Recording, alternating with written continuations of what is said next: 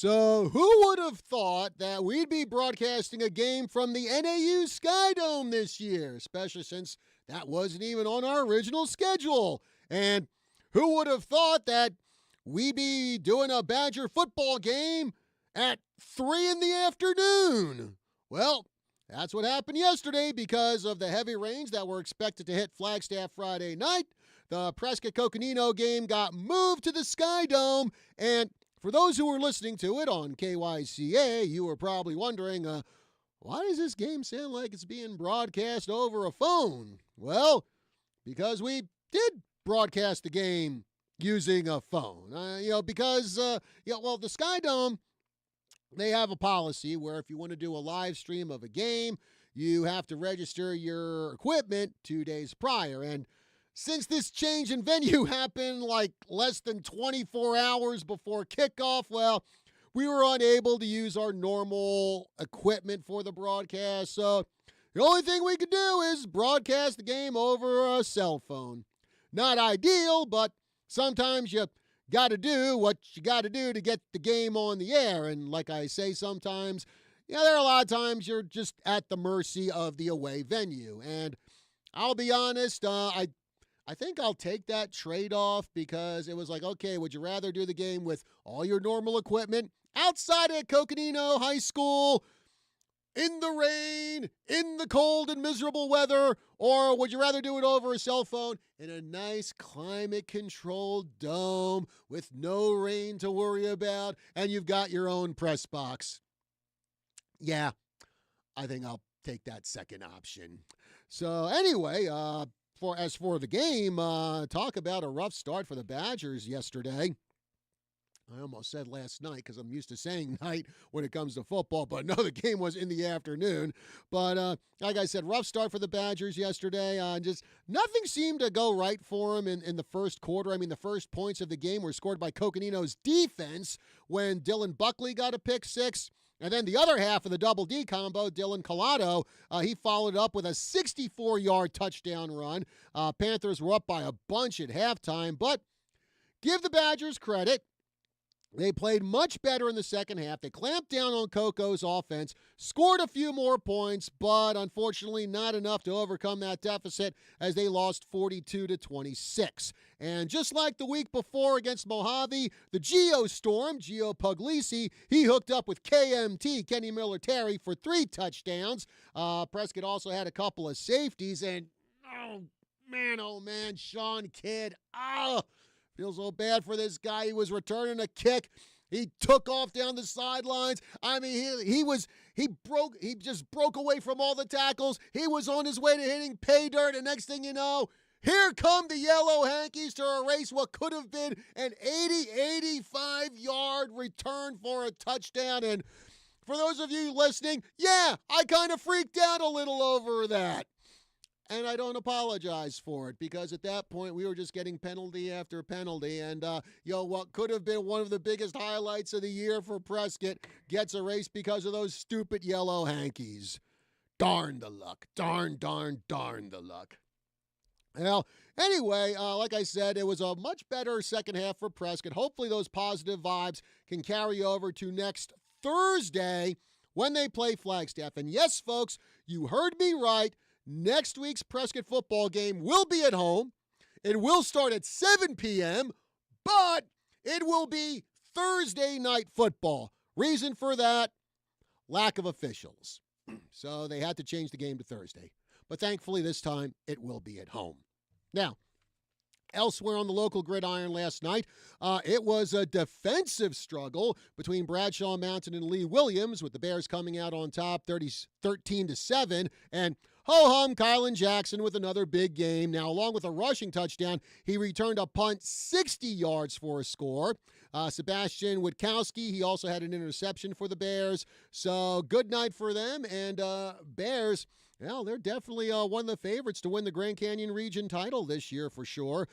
Not a good night, however, for the remaining 2 local football teams. Chino Valley got shut out by Camp Verde 50-0, and Mare fell to Valley Union 46-6.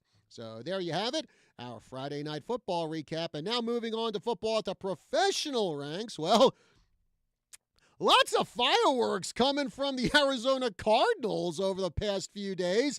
Last week's game against Tennessee, Amari DiMercato, he pulled off what looked like was going to be a 72-yard touchdown run, only to let go of the ball just before he crossed the goal line. So, no touchdown, and well, talk about costing the Cardinals, because they lost to the Titans 22-21, and that would have been the difference in that game. So, no surprise, head coach Jonathan Gannon went ballistic on DiMercato, and if you watch the film, it looks like he actually bumped into DiMercato.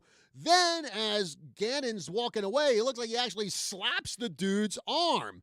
So Gannon got fined big time by the Cardinals to the tune of $100,000. He also apologized for his actions, and this just drives me. He did one of these word salad kind of apologies that I can't stand when he was talking to the press, and he's saying stuff like, I try to be a calm and stable influence. I try to be a problem solver.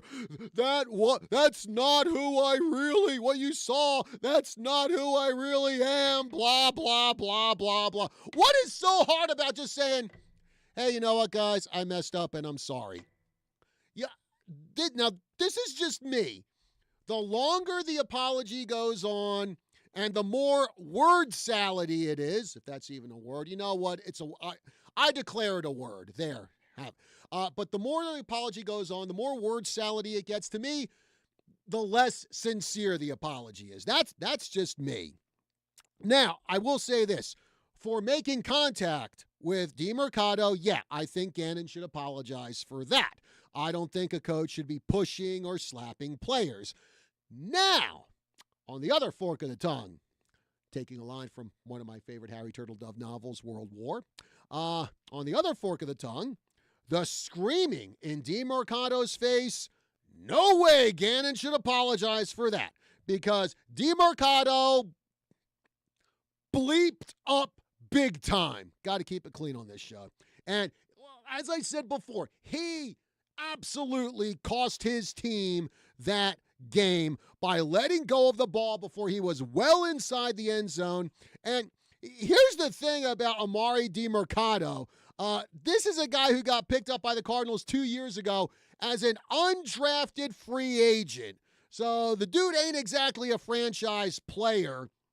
No, heck, you look at his stats for this year, DiMercato, 7 carries for 89 yards. That's it. In fact, probably a lot of Arizona Cardinal fans, they probably didn't even know who this guy was until last Sunday. And I'll tell you what, if he was on some other teams and he did that, I imagine they'd probably cut this guy. So I have no problem with Gannon screaming in his face. Look, this is the NFL, and DiMercato may not be a multi-millionaire, but you know what? He's got to be making a decent amount of money to help his team win, and he's also not a kid. He's a grown man. You screw up like that in that kind of environment, you deserve to get your butt chewed out. And if it happens before the cameras in front of the whole world, oh well, too bad, so sad. Now, apologize for the physical contact. Yes. Apologize for yelling at him. No way Gannon should do that. Here's the thing. I look at guys like Buddy Ryan, Vince Lombardi, Jimmy Johnson. You think guys like that would apologize for just yelling at a player who messed up on the level that DiMercato did? Heck no. They'd probably get a much worse tongue lashing than what DiMercato got from Coach Gannon. I mean, geez, just stop trying to make the NFL and the rest of the world so darn soft. And I think if Gannon had a little more intestinal fortitude, he could have said to the press, I should not have made physical contact with Amari, but I am not going to apologize for ripping him a new one, because at this level, you ought to know better than to let go of the ball before you cross that goal line. And if anyone has a problem with that, you can dial 1-800 I don't give a rat's behind. Anyway, folks, 928-541-1016, number to call here on the Tri-City Sports Roundup. Again, 928-541-1016. Big day of sports on our sister station, the Team 1450 AM, KNOT. Got 2 college football games going on coming up in like about 15 minutes. We got Ohio State versus Illinois. Then, of course, it's 6:15 tonight. It is ASU versus Utah. And sandwiched in between those 2 college games, we have Game 5 of the Major League Baseball playoffs, Cubs versus the Dodgers. That's coming up at 1 p.m. Coming up on this show, we're going to be talking some golf today because with us from the Prescott boys golf team, we've got Burley Johnson and Eli Tharp.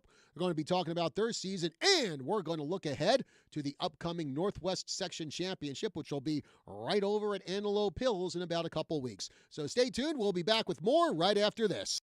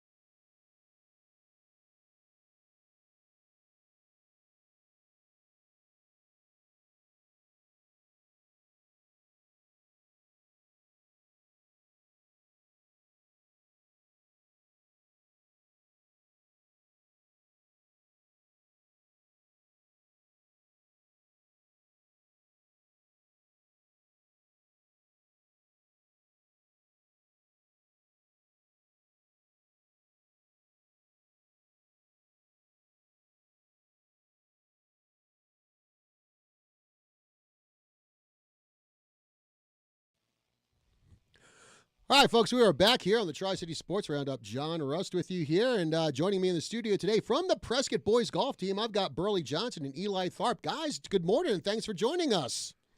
Good morning. Thank you for having us. Okay, now before we get to golf, again, I was talking about that Cardinal-Titan game from last week where DeMercado, dropped the ball right before he got in the goal line. And, well, we're going to do a little extending of that story because, Burley, you said you were at that game. Yeah, I was. It was really crazy because I'm a Titans fan, and I was really happy when I saw it because I didn't even really see it. Everyone started standing up, and I just kept seated. And then I hear it's under review, and then I stand up and watch the replay, and I see that he drops it.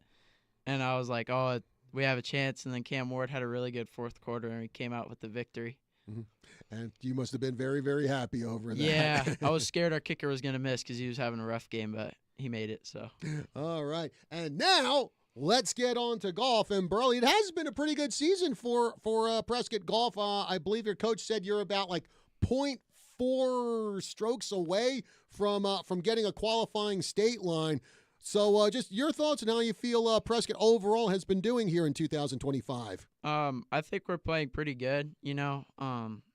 Everyone's gone through like a rough patch this year, and I think what's been good is they haven't dwelled on their rough patches, just focused on going to the next, and that's why we're so close to state, and I will make state. Yeah. So. And Eli, actually, we were talking about this before we went on the air that golf can be a frustrating game at times. I forget who coined the phrase, but they said golf is basically a good walk spoiled. And we were talking about the ways you guys deal with things when you make a mistake, you miss a shot, miss a putt. So just talk about what are some of the things that you've done this year. When you do make a mistake, to try not to let that mistake, that frustration get to you. I just always see every shot as a new opportunity, and I never really let any of those bad shots get to me. Like, everybody's going to have a bad shot every round. That's just in the nature of golf, right? And it's just letting that shot go and hitting your next shot and just moving on to the next hole once you're done with it. Because, I mean, once that hole's over, it's gone. It's in the past. No changing it. You just have to work towards the future after that. And Burley, what about you?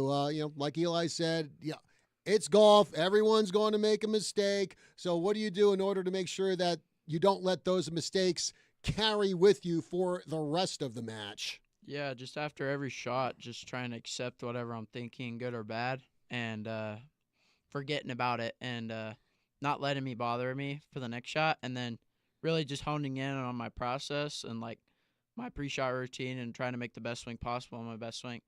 And if I do all that and I make a bad swing, it's okay because I know I tried my best. But, yeah. Okay.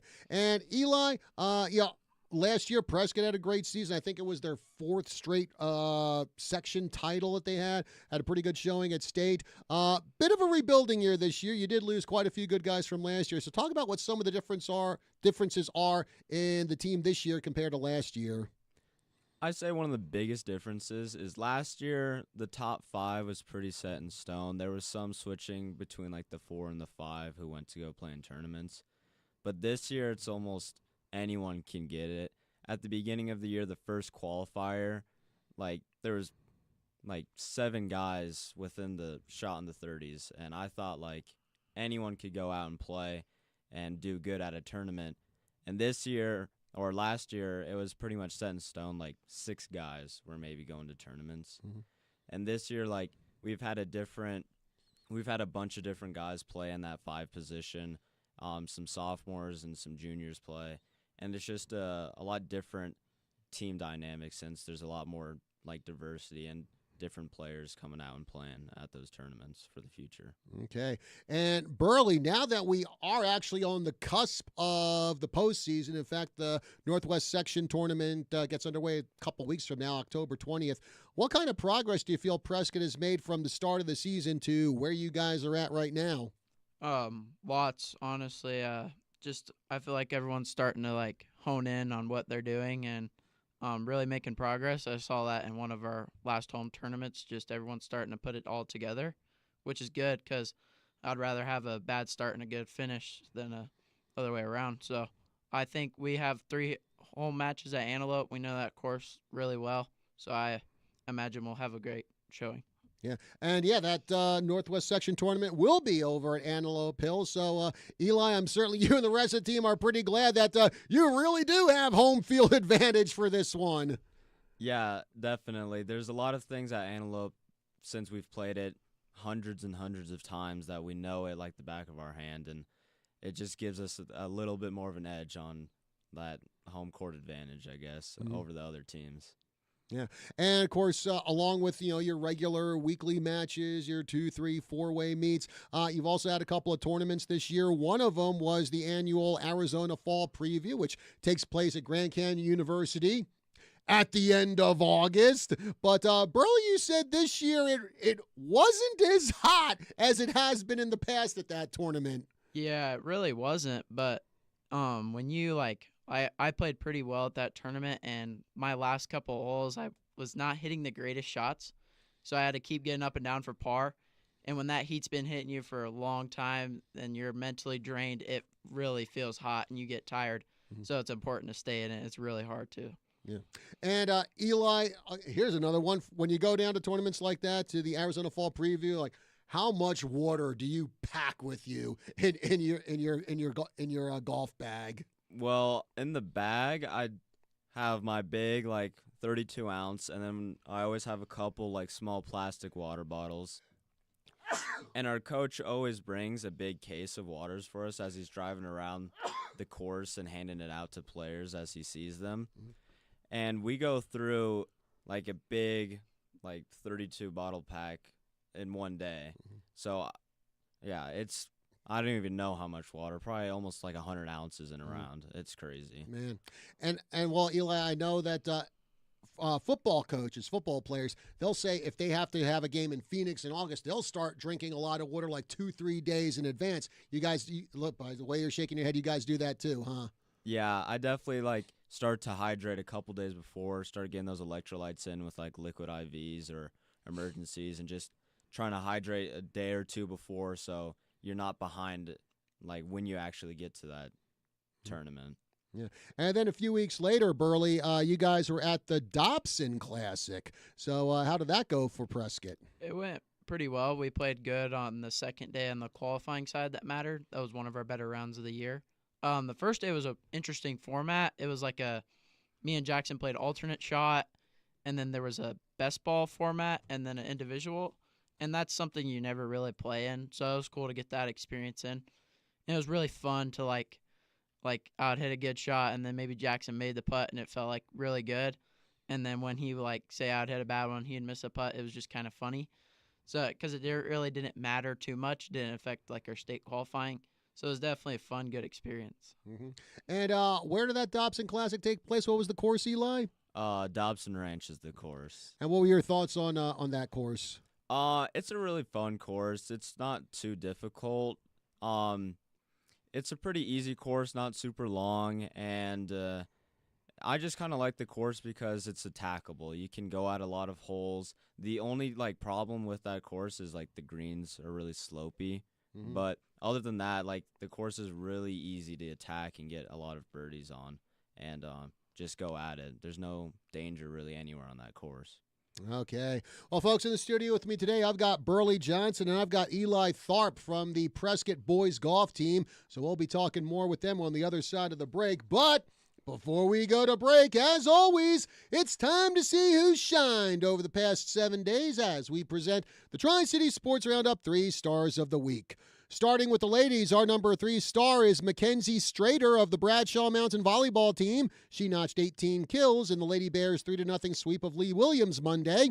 The number 2 star is the other Mackenzie on the Bradshaw Mountain Volleyball team, Mackenzie Proffer. She recorded 34 assists in the Lady Bears' 3-0 victory over Lee Williams Monday. And our number 1 star of the week is Aubrey Dupree of the Embry-Riddle soccer team. She made 7 saves in the Lady Eagles' 2-0 win over the Masters University last Saturday. Now for the guys, our number 3 star is Kenny Miller-Terry of the Prescott football team. He had 3 touchdown catches in the Badgers' 63-28 loss to Mojave last Friday. The number 2 star is Diego Galaz of the Bradshaw Mountain football team. He recorded 15 tackles in the Bears' 49-6 drubbing of Flagstaff last Friday. And our number 1 star of the week is Kylan Jackson of the Bradshaw Mountain football team. He rushed for 205 yards and 3 touchdowns, and in the process became the team's all-time leader in rushing touchdowns in the Bears' 49-6 rout of Flagstaff last Friday. Congratulations to all our 3 stars of the week. Break time here on the Tri-City Sports Roundup. We will be back with more right after this.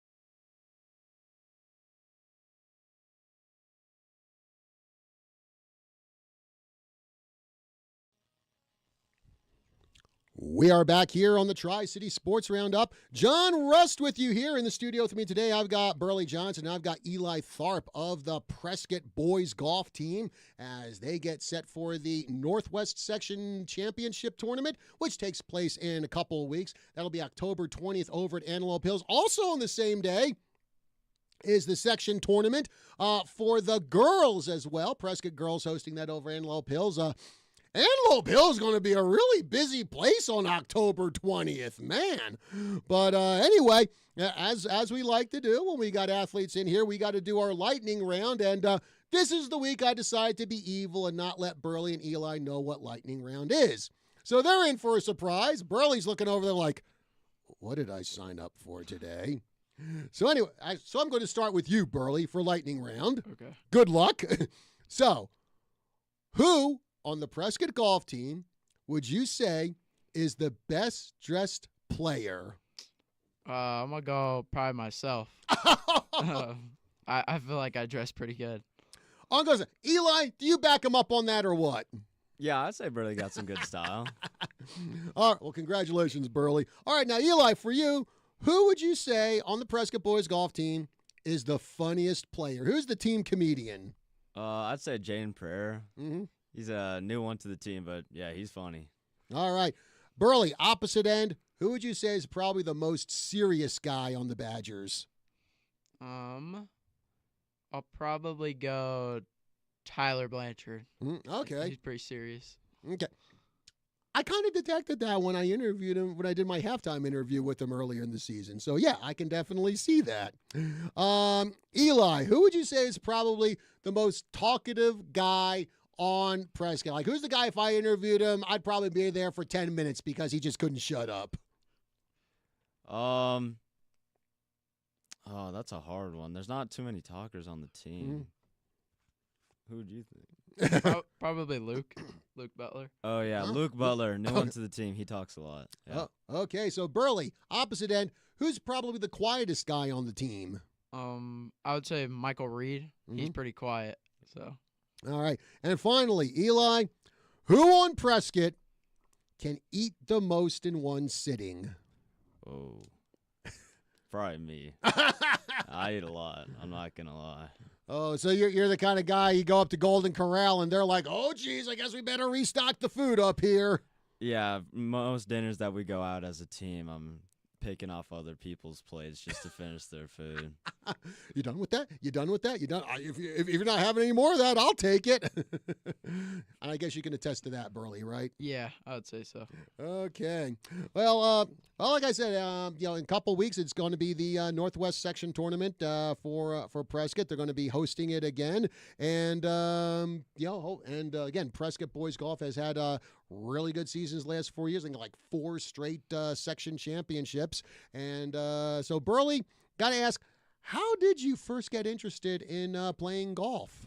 I'd say my uncle got me interested. My uncle's a really good player. He could have went professional if he would have started a little earlier in his career, but he got me into it and he taught me how to play, so it'd be him. Okay. Eli, what about you? What got you interested in golf? I would say my dad for sure. My dad's been a golfer. He played high school golf, and he's a pretty good golfer, and he just brought me out when I was younger a couple times to the course, and then that's what really got me into it finally. The summer before freshman year of high school is when I really decided to lock in and get really involved in golf. Okay. And, of course, golf is one of those sports that maybe doesn't get, say, the major sports spotlight like, say, football or basketball would. So, Burley, when you're wandering through the halls of Prescott and you're in class in Prescott and you tell people that you're on the golf team, how many of your friends look at you and go, we have a golf team at Prescott High School? Not very many. I feel like we're pretty well represented. A lot of, like football players play golf. Ashton Whitwell, he was debating if he wanted to play golf or football. Carter, the center, he plays golf. So everyone loves it, and yeah. Okay, now I got to ask, who on the Prescott football team would you say is probably their best golfer? Oh. Probably, man, I don't know. It's probably between Jacob Diener, Ashton Whitwell, and Carter Kashat. They're all pretty close. So. Wow. So I'd say Ashton Whitwell. Ashton? Ashton, if once he squares with that club face, he can hit it far. He hits it far. Oh man. Like, well, maybe we should do that. Maybe I should get in touch with Coach Collette, and maybe we should have some kind of Prescott football golf fundraiser or something. I think that'd be pretty cool. So yeah, got to remember to mention that to Coach Collette. So along with golf, Burley, you do any other sports? No, not right now. I used to play basketball first couple of years of high school, but I gave it up to focus on golf. Eli.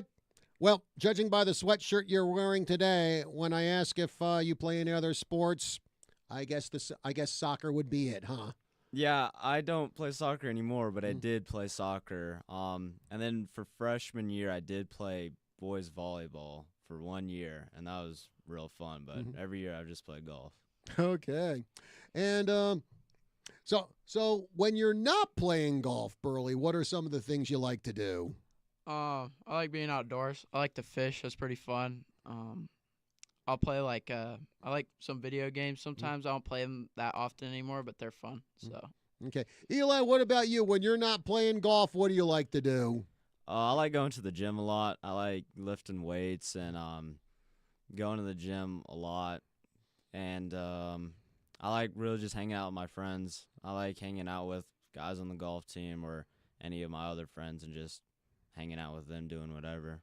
Okay. And, Burley, what are the things I notice when it comes to your regular season schedule in golf?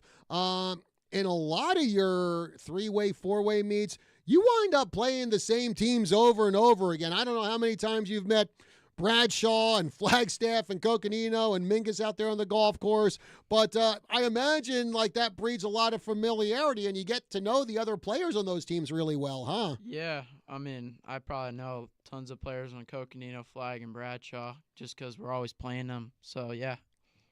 And Eli, again, this is the one thing that's kind of interesting, kind of fun about golf is when you're out there on the course, you're not around your other teammates. You're because you're playing in flight, so you're around all the other guys. You're around a player from Coconino, player from Flag, player from Bradshaw Mountain. So just talk about what that's like when you're out on the course. You're playing against each other, but you're also getting to know one another better.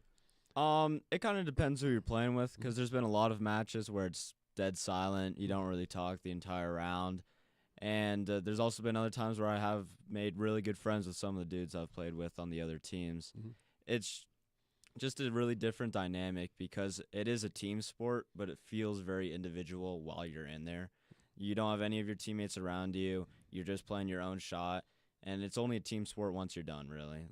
Once you come together at the end and you add up all your scores together, that's when it becomes a team sport. But while you're out there on the course, you only got yourself. And Burley, when you look at the schedule, like I said, you play Bradshaw and Flag and Coco, Page and Mingus quite a bit. When you look at the schedule for this year and you see teams like ALA, Gilbert North, and Desert Vista, do you kind of go, oh, look at that, some different teams. I can't wait for that. Yeah, we got to play just a match against ALA, Gilbert North the other week, and it was kind of cool to play against just a team you don't get to play against that often. Too bad their number one didn't come. His name's Jake Goyen. He's committed to Washington State. So I would have played in his group, so that would have been kind of cool, but he didn't come. Yeah.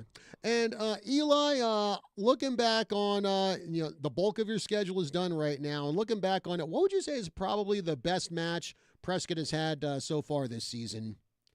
I would say last week, our 18-hole tournament at Antelope Hills, we had an 18-hole match, and the back nine was our qualifying nine for our state, and that was probably our best match of the year. That back nine, we only shot 6 over as a team, and we could have saved a lot more strokes, but it is what it is. But that was probably our best show out and best true representation of our skill as a team. All right. And, well, folks, of course, if you look outside today, you see that the weather is not all that wonderful. It wasn't all that wonderful yesterday. We're going to have rain throughout the day, probably rain lingering into tomorrow as well. And with that in mind, Burley, what are some of the worst weather conditions you have ever played in? Probably the wind here. I mean, I've probably played in days where it's blowing 40 and but besides that, I had a tournament this summer, and it was 120, and there were so many kids withdrawing, and I go to the clubhouse, and one of these girls' grandmas that were playing, she like having a heart attack in there. So, and it was funny that I won that tournament. So it was really kind of funny how I won in 120 degrees. So. Oh man. And Eli, what about you? What's probably the worst weather conditions you've ever played in? There was this one time it was raining really, really hard while I was playing. I was playing with Jackson Carr and his dad, and we were out there on the course. We were like one of the only dudes, and it was kind of sprinkling a little bit, and then all of a sudden it like started to come down, and we had to like bunker in one of the bathrooms and hide for like a good. It was probably a good like 30, 45 minutes until someone on a cart, the manager of the course, Justin, came out, and he came out and like saved us basically and brought us back on this cart, and we had to like go through like flooded, like the whole course was flooded, and we had to like drive through ravines of water, and like it was terrible. And I'm like on the back of the cart holding on. It was a trip for sure. Oh man. And along those lines, Burley, what's probably the worst course you have ever played on? Probably the worst course I've ever played on is Quailwood. It's getting better. That's what I hear, and I've been there a couple times since I've got new management, and it's getting better. But that was probably the worst course I've ever played. Eli, what about you? What's probably the worst course you've ever played on in your golf career? I probably agree. Quailwood, it's out in Dewey. It ain't that great of a course. I used to play there a lot with my brother when I wasn't that good. And just go out and have a fun time, but it ain't the best like maintained course. Okay. And, last year I had some members of the Prescott boys and girls golf team on the show. One of them was Jonathan So. Brought up an interesting story about an animal encounter he had. Of course, Jonathan So, now member of the Embry-Riddle golf team, and talked about how he was on a course. I think he said he was at Talking Rock. I'm not 100% sure on that. But he actually ran into a bobcat while he was playing and tried to chase it off. And, well, this was maybe a braver than normal bobcat and wouldn't move. So, Burley, I got to ask, any memorable animal encounters for you while you've been on the golf course? I've seen snakes. My mom at Talking Rock almost stepped on a snake. And then the other day at Antelope Hills, it was trying to remember what match it was, but it might have been the match last week, and I was walking down hole 3 fairway, and I came so close to stepping on a snake. It was a huge snake. So Was it a rattler or? I think it was just a bull snake. Okay. So. All right. Still, I mean, they're non-venomous, but still, you don't want to step on it or anything. Yeah. Yeah. Eli, what about you? Any memorable animal encounters for you? Pretty much the same as Burley was saying, just a lot of snakes. We had this kid on the team last year. His name's Parker Reed, right? And he's like the snake wrangler, right? He would pick up snakes and hold them up, and yeah, he would do it. Like he wasn't afraid at all of them, and he'd pick up like 3-4 foot snakes and have them. I got a couple photos of him holding snakes. It's pretty crazy.